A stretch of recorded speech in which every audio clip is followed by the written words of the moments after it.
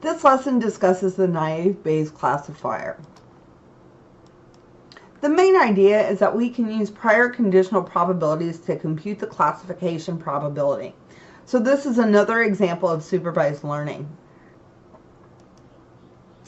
Here is Bayes' theorem, which looks at conditional probabilities, where the probability of A given event B is going to be our posterior probability, and probability of B given that event A occurred is going to be my likelihood of B given that A happens. P of A is going to be my prior probability, or the probability of event A, and P of B is my marginal probability, or the probability of event B.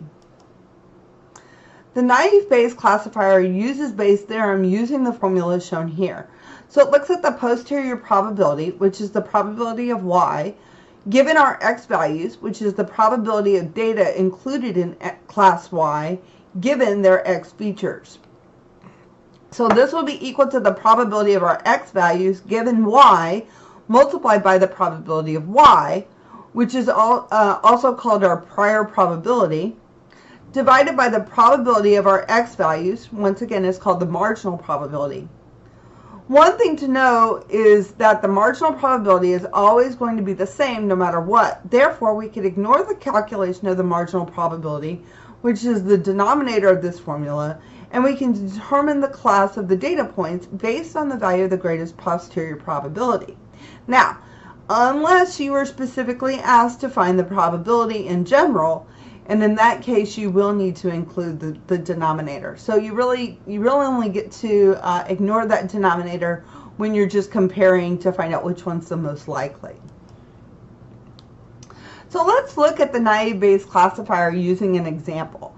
So if C sub j is some event response, Y, and we're looking to see whether it belongs to level J, J can take level 1 through level M, and then we have a series of X variables that denote our observed values for our predictors. And our predictors are X sub 1, X sub 2, all the way to X sub P. In order to classify an observation as being in class level K, we're going to see if it maximizes the conditional probability of C given X. This is what's known as a maximum a posteriori. If we look at the bottom, we are given another formula for this statement, which is Bayes' theorem. Remember, as long as we're working with the same data set, the denominator will remain constant, so that means that we only need to find the observation that maximizes our numerator.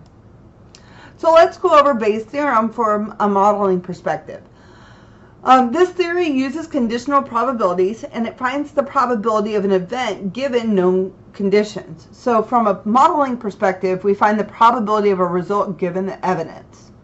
The data tells us the probability of a result, the probability of the evidence, and the probability of the evidence given the result. So we're able to use Bayes' theorem to compute the probability of a result given certain evidence. So again, this is what we're doing with naive Bayes classifiers. Naive Bayes is one of several possible Bayesian network structures for predictive modeling. A Bayesian network is a graphical model that contains two parts. There's the directed acyclic graph, DAG, in which nodes represent random variables and the links between the nodes represent conditional dependency between the random variables. There's going to be a set of conditional probabilities distributions, one for each node, conditional on the parent node. So let's look at a simple Bayesian network example for a house alarm. It models the causation relationship between 5 binary variables. For this example, let's just say your house has an alarm system against burglary and you live in a seismically active area such as California, and the alarm system can be set off occasionally by an earthquake. You have two neighbors, John and Mary, who don't know each other. They both hear the alarm. They might or might not call you. So now we're going to consider the 5 binary variables that we have. We have E, if an earthquake occurs on your property, B, if a burglary occurs at your home, A, if the alarm goes off, J, if John calls to inform about the alarm, and M, if Mary calls to inform about the alarm. So in this Bayesian network, E, B, A, J, and M are called nodes. And in the link between those 5 nodes are called edges or arcs. The nodes correspond to variables and edges or links, and they indicate a dependency relationship. Taking this a little bit further, here are the nodes E and B being directed towards node A. So they are the parent nodes of A. The nodes J and M directed from node A are called the children of node A. Those nodes and edges constitute the graph part of the Bayesian network model. The conditional probability tables that are associated with the nodes are the probability distribution part of the Bayesian network model. The goal is to calculate the posterior conditional probability distribution of each of the possible unobserved causes given the observed evidence. So, for example, the probability of the cause given the evidence.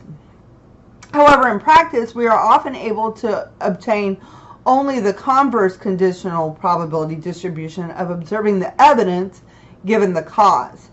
So the whole concept of Bayesian networks is built on Bayes' theorem, which helps us to express the conditional probability distribution of cause given the observed evidence using the converse conditional probability of observing evidence given the cause. In naive Bayesian network, the target node is only parent for all other nodes, and there are no other edges. So there are no other connections between the variables because the input variables are assumed to be conditionally independent of each other. So this is why our naive Bayesian network would look like this, which is whether it would be used for a Bayesian classifier. Now going into the numeric features within naive Bayes, naive Bayes uses frequency tables for learning the data, but numeric features do not have categories of values. So one option is to discretize the numeric features.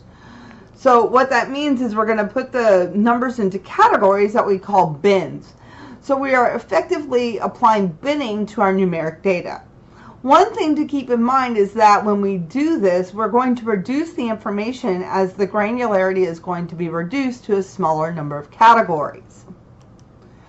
How do we assess the fit of a naive Bayes model? Well, similar to other models, we will use a validation column to assess the fit on a test data set.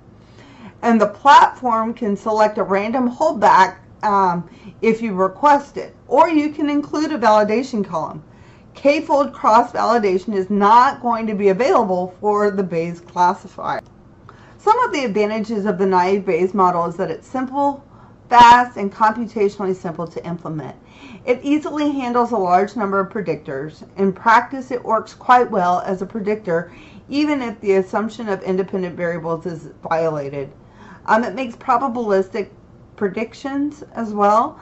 So we will have a probability for each different observation that's generated, and it's not going to be sensitive to outliers. So it's going to do well with noisy as well as missing data. Some disadvantages are that it is only available for categorical responses. So if your prediction problem involves a continuous variable, this will not work. It assumes that for a given level of the target, the input variables are independent of each other, which can sometimes be difficult to achieve. It requires a large number of training observations to ensure an adequate representation of their predictive values and response levels. Inaccuracies might arise if the given class or level of the target is scarce. So if there's highly imbalanced data set, this could lead to an issue with the classification. And it's not going to be ideal for data sets with many different numeric features. So it's going to work best with your categorical type of predictive features. And so if you have many numeric features, it may not work as well.